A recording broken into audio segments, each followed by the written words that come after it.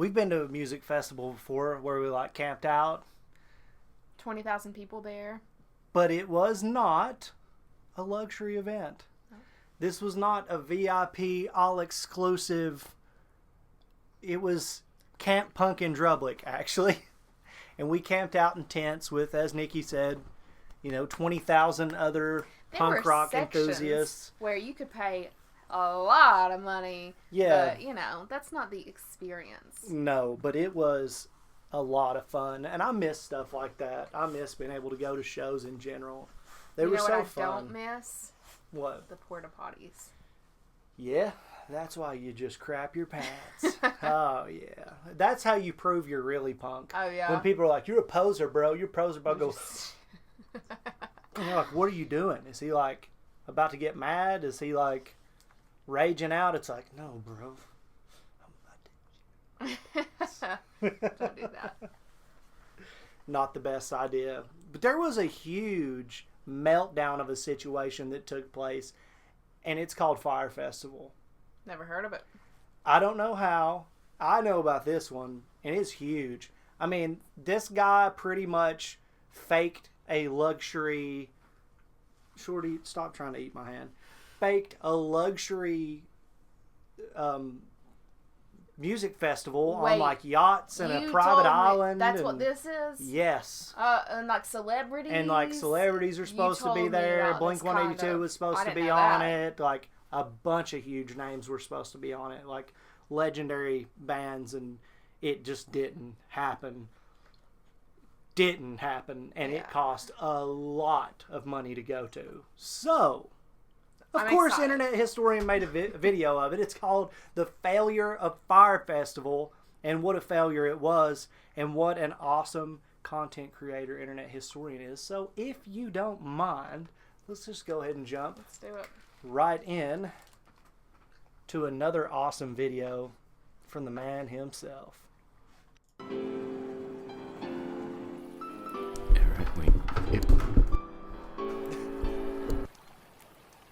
Hi there. You're probably wondering how I got this tan. Well, let me tell you the story. It begins with a man by the name of Billy McFarland. Billy was a good boy. At 22, he had dreams of becoming a super wealthy entrepreneur, dropping out of college to start a business called reminisce. Over the years, he managed to network with some powerful people. One of them was Ja Rule. Translated from German, I believe it means, yes, rule. Over drinks, he pitched an idea. Here's an accurate recreation of that event. Mr. Rule, he says, I have a brilliant idea. Like, word, like, yo, what happened? I'm like, yo, this nigga too wild, fucking the bitch. Precisely. Great minds think alike. It will be 2 weeks of absolute luxury in the Bahamas. Mr. Rule. Promotion began in late 2016. Fyre promised beaches, ladies, gourmet food, luxury villas. Hosted on a private island in the Bahamas called Fyre Cay, once owned by Pablo Escobar. VIP tickets up to $250,000. Swimming pigs. Blink 182. Major Lazer. A steel drum. Welcome to FyreFestival. The best 2 damn weeks of your life. I bought my ticket immediately. The day arrives. About 5,000 people are making their way directly from Miami Airport, and there are huge delays to get to Fyre Cay. Although I shouldn't say Fyre Cay, because it doesn't exist. In the marketing, they referenced this island, which is actually Norman's Cay, run by George Jung, not Pablo, by the way. But that doesn't matter because we're not going there either. We're going to Great Exuma. Private island? Forget that. Population? 7,000. In fact, we're basically in the parking lot of a sandals resort. In the end, only about 500 of us make it to the island. The remaining customers' flights are cancelled. You're about to see why. We're hauled onto a school bus and taken to the site, a gravel lot with a bunch of FEMA tents. Oh no! Remember those promises of luxurious villas? Pranked ya? Enjoy your stay, and don't forget your complimentary cup of UNICEF rice. Turn this bus right around. Once there, no one knows whose tent belongs to whom, so staff try getting everyone into a line. Then they abandon that idea and tell everyone it's a free-for-all. Expecting a party, this guy took all of his drugs on the flight over. He's the only one having any fun. Everyone else is grumpy because it's been 5 hours and there's no food. In lieu of food, staff decide to start handing out tons of free tequila. Oh no. This only exacerbates problems. Once the food does arrive, it's just as delectable as promised though. Gourmet craft single there. A few hours later, bags arrive on a shipping container. It was getting dark and there was no lighting. So everybody's walking around with their cell phones trying to look for their luggage. Plenty of people had their luggage stolen. But don't worry, if you have any valuables, the festival advertised top-notch security. Here it is. But no one told guests they had to provide their own lock. There are rumors of muggings by the locals. I heard rumors of feral dogs. A tent supposedly caught fire. The closest beach has a rampant shark problem. Staff don't have any uniforms or walkie-talkies, so no one knows who's in charge, and the people who are in charge can't talk to each other. Here's the bathroom. Many staff quit after only a couple of hours.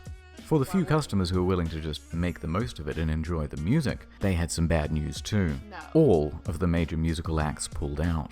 In fact, Major Lazer wasn't even confirmed to go in the first place. The event was promoted as cashless, so all people had were these useless Disney bucks on their Fyre band, which meant they couldn't buy anything or catch a cab if they were stranded. And even with only 500 people, there are too few tents and beds, so everyone is just stealing each other's.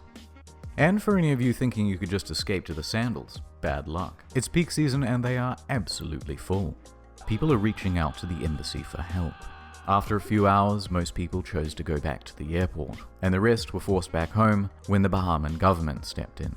The festival was closed. But the exodus from the island made its own problems.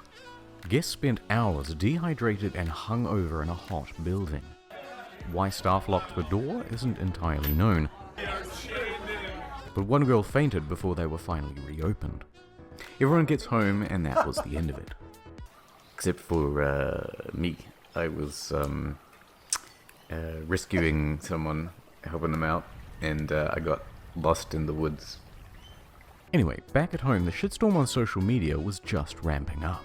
The Reddit FyreFestival was created, and it started documenting everything that went wrong at the event. People were circulating a fake tweet by Jar that the whole thing was a social experiment. Some wholesome festival memes there. And it quickly turned into a marketing case study of what not to do. In response, Fyre started serving cease and desist letters to stop people from saying mean things about them. What? Mr. Rule released an official statement online, both apologizing and saying that it's not his fault. Proper apology, always. Interestingly, he wasn't even on the island at the time. He was giving a concert in Chicago. Although, to their credit, they offer everyone a full refund. Or you could always let it ride and opt in for tickets to 2018's FyreFestival. And a VIP ticket to next year's FyreFestival if they decide to go. Exactly. Next year? Meanwhile, Billy is on full damage control. He claims that a storm came in the night before and changed all of the marketing into lies. We got to a point that we were very excited about on Wednesday night with how the two sites looked, and we got hit by a big storm. Why didn't it look But like the this? apologies weren't enough. A few days later, and the first lawsuit was served. Attorney Ben Misalis doesn't think it's funny.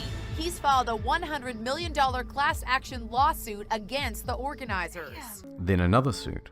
Then 7 more. Then the feds got involved, claiming Billy had committed wire fraud. Serious charges with serious prison time. More on that later. But first, Right now, let's go into the history of FyreFestival. The marketing was clever.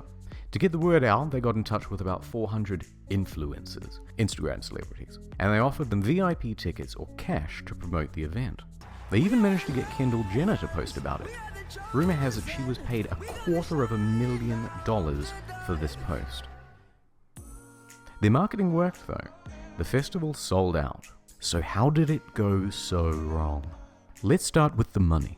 During the planning process, a consultant came in and said the festival would cost $50 million and require another year of organization. They should have planned this 2 whole years out.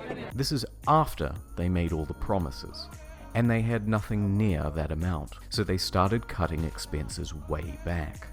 Remember those luxury villas? They were going to cost $10 million alone, so they scrapped them. Now everyone gets a tent. You can't do that without Deposits for the telling bands? people. Nope. Food, infrastructure, staff, all were cut back.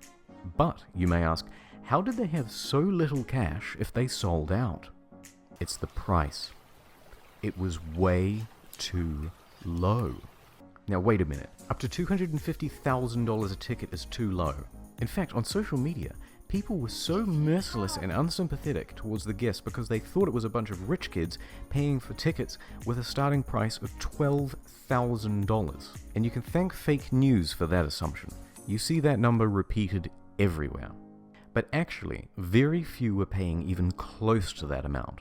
The standard price was around $1,200.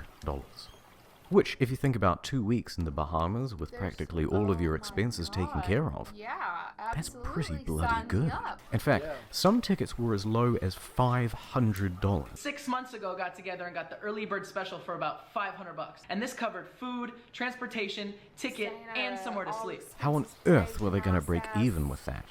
They weren't. And on the flip side, there's no proof whatsoever that anyone purchased a $250,000 ticket. So basically, they're stuffed. Billy has to start taking tough short-term loans just to keep afloat. Which, by the way, is why they did the Fyre bans. It was to raise cash. It's reported that up to $2 million in Firebucks in-game currency was spent in the lead-up to the event. Damn. But this wasn't even close to enough.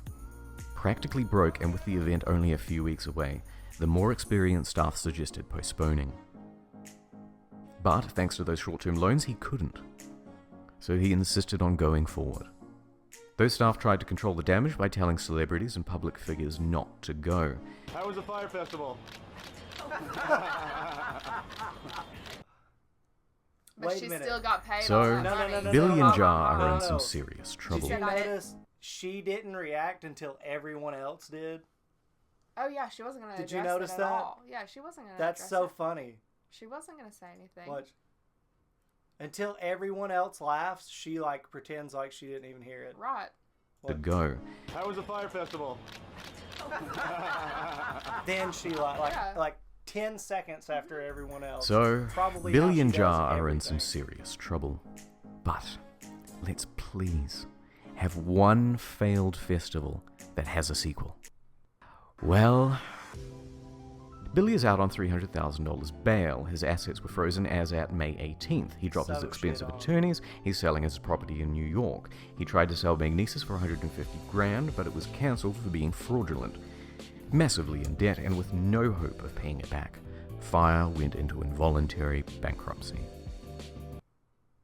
And that is the end of FyreFestival. I'll keep you posted about whether Billy is going to jail. So long, FyreFestival. You were too beautiful for this world. And as for me, well, This is ridiculous. it's time to go home. I mean, it's great, but I would have never thought to do this. His beard's on point too. I respect the internet historian beard.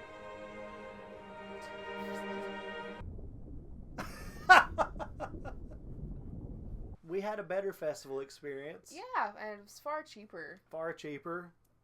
I mean, There was one when we were mad because No Effects didn't show up. Yeah. Because it was right after they played in Las Vegas and made that joke about what had just happened there. Yeah, it was their Camp festival. Pumpkin Drublic was their festival. Fat Mike made the festival, and they were headlining it. And they had played a few shows around leading up, but this was like the big one. festival. Yeah. 20,000 people. We had our bags I packed. still haven't seen No Effects. Right at the and, door. You know, it'll at least be some point, maybe near the end of next year before I do. So we had our bags packed at the door, ready to go, and 2 days before they came out, and they were like, no, we can't do anything. Fat Mike made a joke. All his sponsors got pulled. Everybody was... It was a shit show. But we let went me tell anyway. you, it was a blast. Yep. And Descendants played in their place, Descendants, although we the had Vandals. watched them the weekend prior. Yeah, and actually met Carl Alvarez, the bass player for the Descendants and I the band held all. hands with Milo as he was getting on the stage. Yes. Great stuff. Yeah. I miss Good times. shows. I do too. I miss shows a lot. I'm really glad, though, that we didn't go to this. Yeah. Really glad that we got to miss out on the Fyre Festival, and I think it's hilarious that douchebag McGee is getting what he deserves, drug over the coals in court, because you can't scam people like this, and you better damn well have the government helping you do it if you're going to. Don't do that like with Ja Rule and faking private islands, and don't rip people off who are drunk, dehydrated, hungry. You go through that kind of experience when you're used to being catered to. Right. But then again, some of these people probably aren't, because $500 for 2-week all expense paid vacation, I don't know what I'm going to do, but I'm going to get $500 fast. When you put people through that kind of stuff and they expect to be catered to. There you go. There you go. You're going to bring the Karen out in people. I'd be a Karen. Oh, dude, I would situation. be Karen. You'd be a Chad in that situation. The Karen, yeah, I am a Chad, so you already know what it is. I got red hairs too. Look out. Fire. I'm fired. FyreFestival. Oh my gosh. But yeah, just another beautiful story told by the always talented genius known as Internet Historian. Thank you once again, sir. And I hope you guys enjoyed it. Yeah. And if you did, you can give us a like. You can give us a subscription. And if you have any videos that you would like to recommend for us to watch, we're always looking for new stuff. Please drop that in the comment section. Say what's up to us. We love hearing from you guys. But until next time, Nikki, you got anything you want to lay down on this track? Nah. You done with it? Nah. Yes. We're good. We'll see y'all next time.